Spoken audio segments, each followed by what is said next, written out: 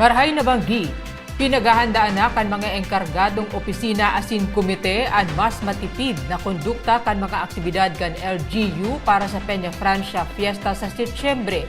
Enot nang hinali sa gagastusan ang kondukta kan Miss Nicolandia ngunya na taon. Uyaan report.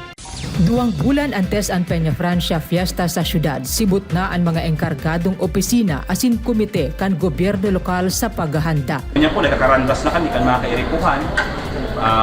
And hopefully po by the 3rd of July, dahil po iba po ba kaya ang syudad ng inaapon na 30-day advance processing. No?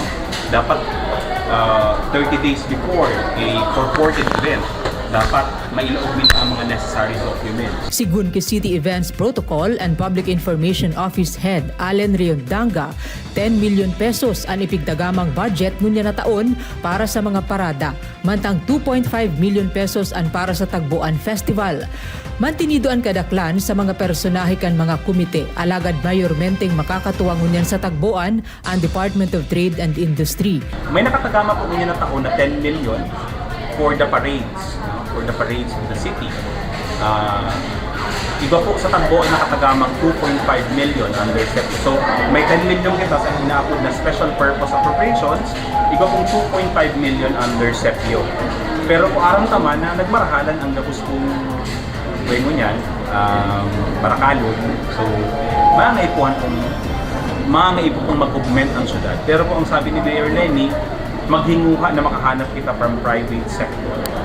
Kaya po, mahirap man kung girari sa sponsorship committee na papamayuhan po ni Attorney Nina Frances.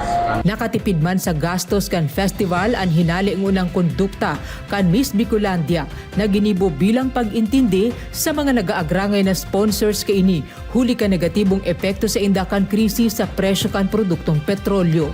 Sa ibong kan urog pighihimay na pondo sa dakulang okasyon sa syudad, piglalaomang makukua ang parehong obheto kaini. An solemne asin maugmang selebrasyon kan kapistahan kan patrona kan Bicol. At naga ngunyan. Ika ako, kita ang naga. Ang tabayan ang iba pang impormasyong may kinaaraman sa lambang na genyo, ang naga ngunyan. Sa ngaran kan sa kuyang pag-iriba sa Public Information Office na pinamamayuhan ni Jason Yola. Ako si Riza Mostar Santos. Diyos mabay.